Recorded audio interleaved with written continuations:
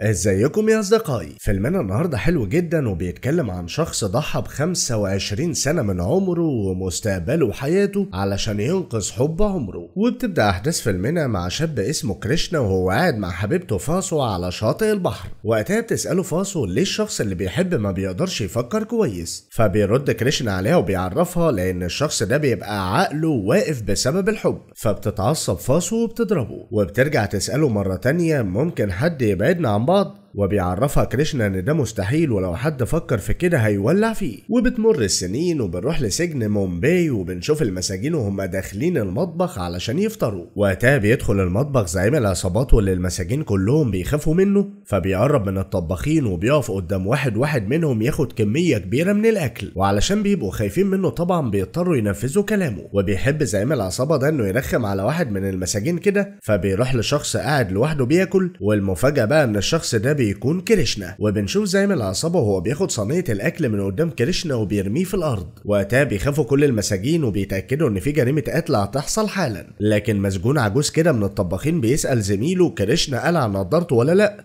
فبيعرفوا زميله انه لسه لابس النضاره. وقتها بيطمن الراجل العجوز وبيعرفه ان لحد الان كريشنا ماسك اعصابه. فبيقوم كريشنا يمشي من غير ما يعمل اي مشكله، وبيكمل يومه طبيعي لحد ما بيجي وقت النوم، وبنشوفه وهو بيصحى من النوم مفزوع. في الوقت ده بتكون فاسو واقفه على البحر سرحانه، فبنشوف كريشنا وهو بيصلح جهاز الكمبيوتر بتاع السجن، والكل بيبقى منبهر بذكائه. فبيشتغل كريشنا ده بقى في كل حاجه موجوده في السجن حرفيا، وكمان بيقدر يحمي كل المساجين لحد ما بيجي يوم وبيدخل العسكري على كريشنا وهو شغال وبيطلب منه يمشي معاه علشان يقابل المأمور. وقتها بيستغرب كريشنا وبيروح معاه وهو مش عارف ايه اللي بيحصل، لحد ما بيوصل لمكتب المأمور. وقتها بيقابله محامي كبير جدا من المحكمة، وبنعرف وقتها ان كريشنا دخل السجن في قتل 2 واتحكم عليه ب25 سنة سجن، لكن بسبب حسن سلوكه ومعاملته وتنفيذه للأوامر اتشال من عليه 2.5 سنين.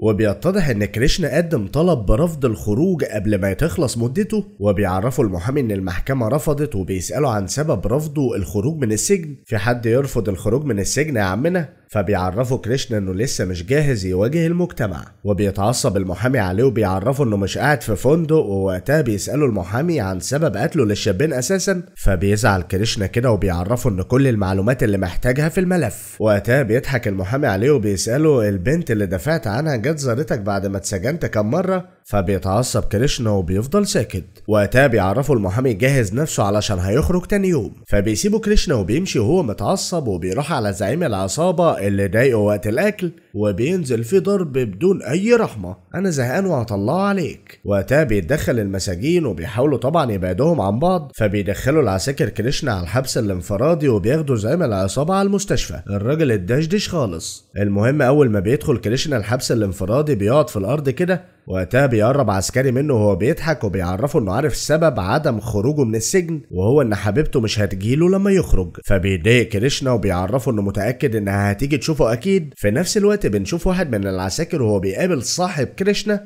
وبيعرفه ان كريشنا دخل الحبس الانفرادي، فبيطلب صاحبه من العسكري يخليه يكلمه لو لمره واحده بس قبل ما يخرج. وقتها بيعرفه العسكري ان ده هيبقى صعب بس هيحاول، فبيسلموا صاحبه كيس فيه هدوم كريشنا اللي هيلبسها وهو خارج. وبيرجع العسكري السجن يرمي التليفون لكريشنا. وقتها بيكلمه صاحبه وبيتعصب عليه علشان مش عاوز يخرج من السجن وبيعمل مشاكل علشان يفضل مسجون. فبيطلب كريشنا منه يهدى وبيطمنه على نفسه، ما تقلقش يا معلم انا كويس. وقتها بيتصل كريشنا على شخص اسمه بهاو في دبي وبيطلب منه المساعدة، فبيضحك بهاو كده وبيقول له اخيرا طلبتها، وبيعرفه انه حاسس بخوفه لاول مرة. فبيطلب منه كريشنا ياخده دبي اول ما يخرج. فعلا الخروج من السجن على دبي حاجة تانية خالص. المهم بيوافق عمك بهاو وبيعرفه انه هيرتب له كل شيء، وبيطلب منه يدي التليفون للراجل العجوز. وقتها بيطمنه الراجل العجوز وبيعرفه انه هيجهز له كل حاجة. في الوقت ده بتتصل فاسو على صاحب كريشنا وبتسأله هيخرج امتى،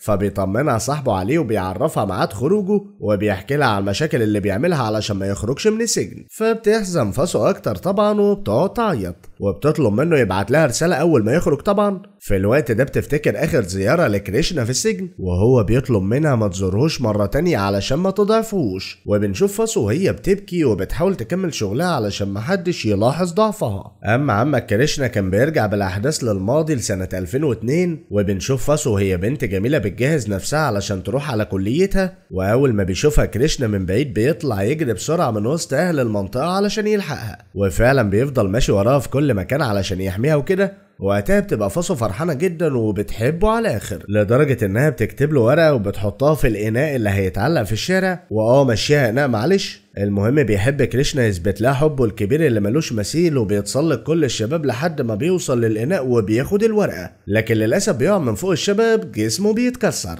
يا فرحة ما تمت خدها الغراب وطار. فبتزعل فاسو جدا لانها كانت السبب في اللي حصل له طبعا، وبتحاول انها تعتذر له وكده، لكن كريشنا بيقول لها ده انا مش زعلان خالص وبيطلب منها يتقابلوا. فبتوافق فاسو وبيخرجوا سوا. وقتها بتساله عن سبب وجوده في مومباي، فبيعرفها كريشنا ان ابوه مات وهو طفل واضطر انه يعيش عند عمه، لكن لما حس انه تقيل عليهم ساب البيت وهرب وفضل يشتغل ويدرس لحد ما دخل جامعه مفتوحه. راجل عصامي بصحيح يعني ما اقولكيش، وطول الوقت ده كان بيشجع نفسه بكلام امه عن التعليم واهميته في المجتمع، وبقى بيفهم في كل حاجه عن اجهزه الكمبيوتر. وبنعرف ان بقاله في مومباي 6 شهور بس اساسا. ومن هنا بيقرب كريشنا من فاسو وبيفضلوا كل يوم يخرجوا ويروحوا المعبد ويحضروا مهرجان الالوان وبيبقوا مبسوطين على الاخر. وبيتعلق عمك كريشنا في فاسو جدا وبيعتبرها كل حياته وعيلته. بس هنا هنرجع بقى للحاضر وبيتخيل كريشنا نفسه وهو بيقرب من فاسو في مهرجان الالوان، وبنشوف فاسو وكريشنا وهما بيفكروا في بعض وزعلانين جدا على فراقهم. ركز معايا بقى يا صديقي علشان هنرجع للماضي كتير علشان نعرف ازاي كريشنا دخل السجن وكده. هتقولي ازاي؟ هقولك دلوقتي. بنرجع بالماضي مرة تانية وبنشوف كريشنا وهو قاعد مع فاسو على البحر، بيعرفها انه لو نجح في التقييم اللي هيحصل في شغله ده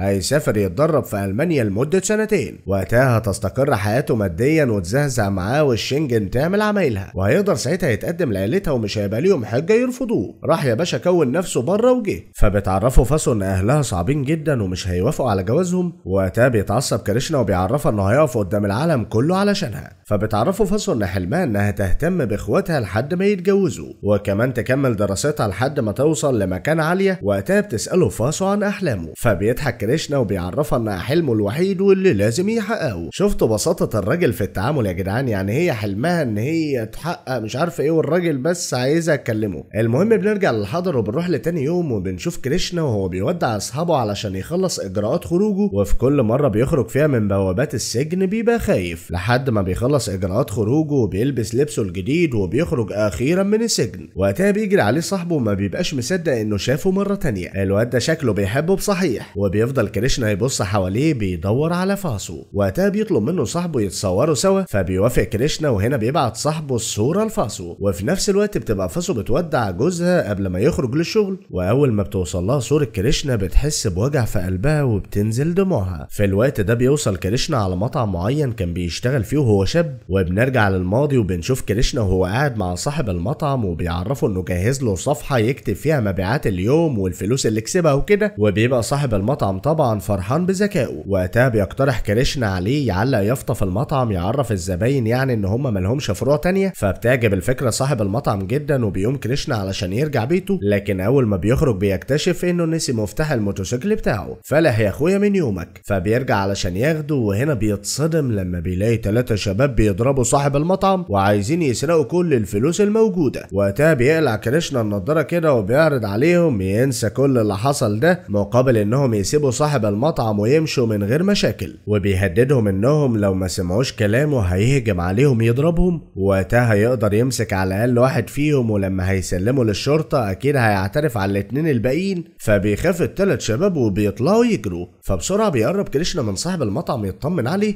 وبعدها بيرجع المنطقة اللي بيعيش فيها. واول ما بيوصل بينادي على شاب كده اسمه باكيا وبيطلب منه يتكلموا شوية، ولما بيروح له باكيا بيهجم كريشنا عليه يضربه. وهنا بنعرف ان بسبب الاسورة اللي باكيا لابسها قدر كريشنا يتعرف عليه وقت السرقة. نبيه من يوم الواد كريشنا ده والله. واكتشف كمان انه زعيم الشباب اللي اتهجموا على صاحب المطعم، واثناء ما بيتخانقوا بيتجمع حواليهم اهل المنطقه، فبيضطر كريشنا انه يسيب باكيا ويمشي. وقتها بيقرر باكيا ينتقم من كريشنا في اول فرصه. انت تيجي تضربني وتعلم عليا وهتمشي كده بسهوله؟ واول ما بيدخل كريشنا المطعم وبيشوفه صاحب المطعم ما بيبقاش مصدق نفسه، بيرحب بيه جدا وبيشكره على اخر مره شافه فيها وانقذ حياته. وبيقعد كريشنا مع صاحبه وبيطلب منه يروح يجيب له جواز السفر اللي هيسافر بيه من شخص اسمه ناندو. وقتها بيترجاه صاحبه يرجع عن قرار سفره. ما تسيبه يا عمي هيصله من في دبي ويجي. المهم كريشنا بيرفض وبيعرفه انه مش هيقدر يعيش في مومباي من غير فاسو. وكمان بيطلب كريشنا منه ياخده على المنطقه اللي كان عايش فيها علشان يشوف بيته للمره الاخيره. فبيوافق صاحبه وبيسيبه وبيمشي علشان يلحق يخرج له الناس اللي ساكنين فيه. في الوقت ده بيقعد كريشنا مع نفسه وبيفتكر ذكرياته مع فاسو. وبنرجع للماضي مرة تانية وبنشوف كريشنا وهو بيشتغل في تصليح أجهزة الكمبيوتر،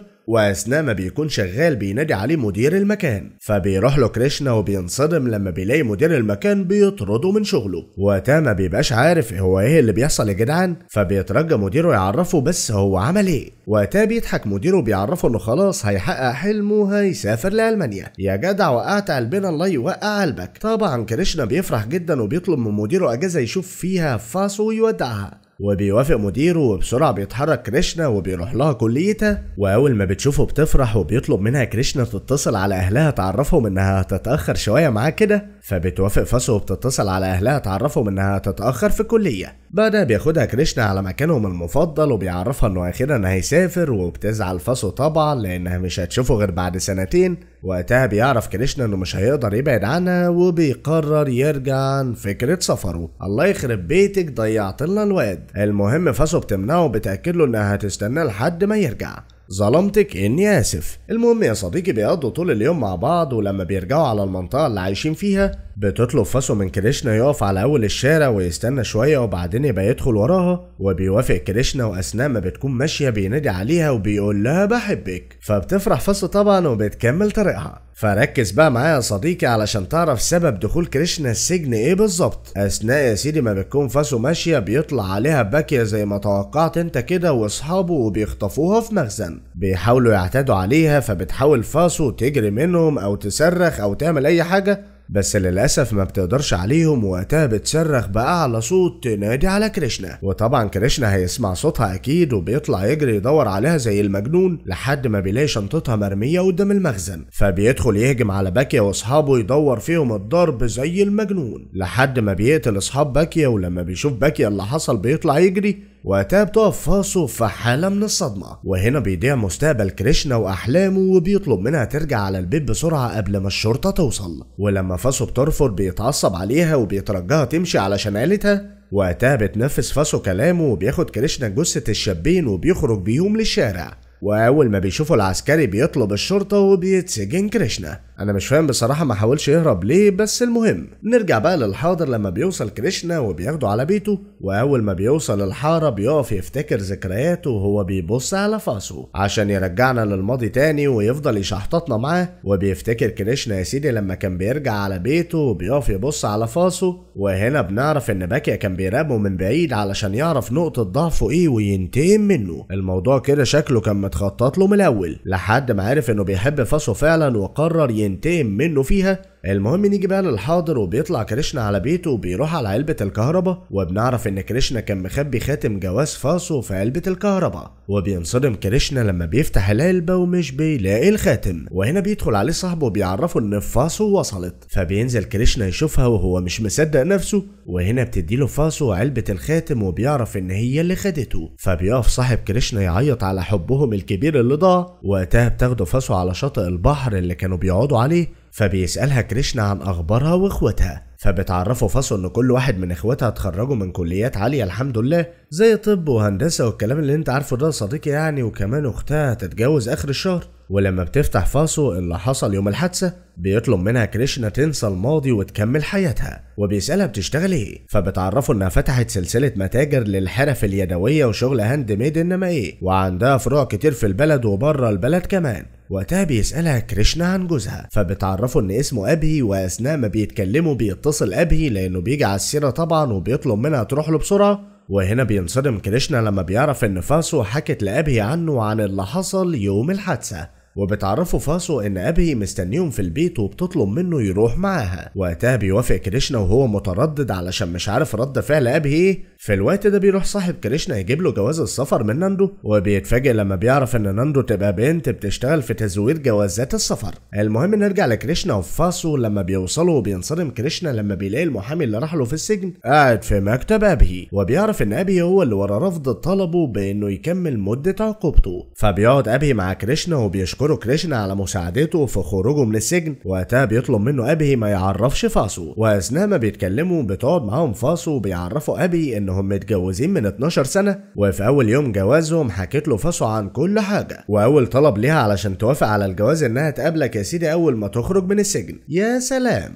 المهم وقتها بيشكروا ابي على انقاذ فاسو، فبتقول فاسو لابي ان كريشنا مسافر دبي في خلال ساعات، وبيفرح ابي وبيعرف كريشنا ان بسفره حل مشكله كبيره، لانه كان هيبقى يعني غيران على فاسو منه، جاي تعمل فيها راجل دلوقتي يعني. المهم هنا بيجي اتصال لفاسو من شغلها وبتطلب منها السكرتيره تروح لهم بسرعه، فبتسيبهم فاسو وبتمشي وبتطلب من كريشنا يستناها لحد ما ترجع. واول ما بتمشي بيطلب ابي من كريشنا يحكي له اللي حصل يوم الحادثه. وقتها بيبدا كريشنا يحكي له من وقت ما وصل فاسو على الحاره، وبيعرفوا انه طول فترة سجنه كان خايف على فاسو من باكيا، وعشان كده طلب منها لما زارته في السجن انها تاخد عيلتها وتسيب بومبي، وفضل يترجاها لحد ما وافقت، وكمان طلب منها تعيش حياتها وتحقق احلامها وتتجوز وتهيص. وبيحكي له ان حتى بعد ما عرف بجواز فاسو منه فضل خايف عليها لحد ما في يوم سنة 2013 اتقبض على رجل العصابات وتاجر المخدرات بهاو، والمتهم في 52 قضية قتل وابتزاز، وكان عايش في تايلاند. وبمجرد القبض عليه من شرطة مومباي والشرطة التايلاندية اترحل للهند ودخل السجن اللي فيه كريشنا. وقتها استغل الفرصة اعدائه وحطوا مكافأة 10 مليون روبية للشخص اللي يقدر يقتله جوه السجن. ولما وصل الخبر لمجرمين البلد عملوا جرائم صغيرة علشان يقدروا يدخلوا السجن.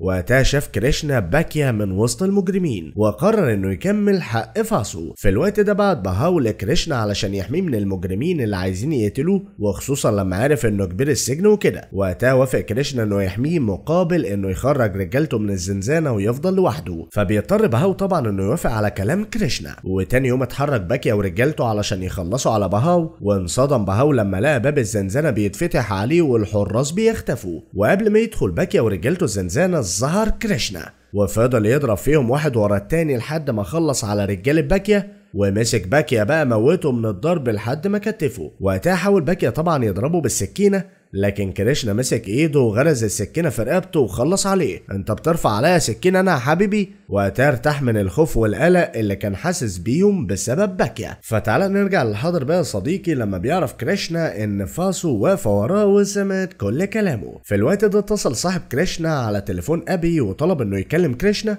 ولما كريشنا رد عليه عرف انه وصل ومستنيه قدام الباب. وقتها ودع كريشنا ابي وشكره مرة تانية على خروجه من السجن، وخرجت فاسو مع كريشنا توصلوا. وفضل ابي يشرب وحسس ان في حاجة غلط، ووقف يتفرج على فاسو وهي بتودع كريشنا. في الوقت ده بيرجع كريشنا بالذكريات للماضي، وافتكر اول ما دخل السجن وعرف ان المساجين لازم يرحبوا باي مسجون جديد بطريقتهم الخاصه وكده. فانصدم كريشنا لما مات قدامه زميله وشاف اكتر من مسجون بيضربوا لحد ما بيموتوا. وقتها رجعت فاسو على البيت، عرفها ابي ان في حاجه ناقصه في حكايتها ولازم تقول له عليها. وبنعرف وقتها ان ابي هو اللي خلى المساعده بتاعتها كلمتها علشان يتكلم مع كريشنا لوحدهم. وقتها بتضطر فاسو تحكي له الحقيقه. وبنرجع ليوم الحادثة وبنعرف ان وقت ما باكيا خطفها هو واصحابه حاولت فاسو انها تهرب منهم، وفضلت تضرب فيهم لحد ما زقت واحد فيهم على حديدة قتلته، واضطرت انها تاخد الخطاف اللي قدامها وقتلت التاني. ولما شاف باكيا اللي حصل طلع يجري من الخوف. وقتها شافه كريشنا، ولما راح المخزن انصدم بوجود فاسو وجنبها الجثث، فحكت له فاسو انهم حاولوا يعتدوا عليها وكانت بتدافع عن نفسها. وقتها طلب منها كريشنا تمشي وتسيبه، واضطرت انها تسمع كلامه علشان اخواتها وامها. يعني الراجل اتسجن ظلم عشانها وكان في ايديهم ان هم يكلموا الشرطة وده اعتداء وانت كنت بتدافع عن نفسك، بس سياق القصة يا صديقي. المهم نرجع بقى للحاضر وبنشوف فاسو وهي بتعرف ابي انها بتندم علشان سمعت كلام كريشنا وسابته لوحده يومها، وبتعرفه ان كريشنا اثبت لها ان الحب ما فيهوش شروط ولا مساومات وانه تضحية كبيرة. وبس كده يا صديقي، الراجل خد الخازوق وطلع بعديها يعيش حياته وهيشوف الدنيا، وهي متجوزة وقريب هتخلف وكمان حياتها عال العال. ما تنساش تعرفنا رايك على الفيلم الجامد ده في الكومنتات، ولو اول مرة بتشوفنا اشترك في القناة ودمر الجرس علشان تشوف جديدنا اول باول. سلام.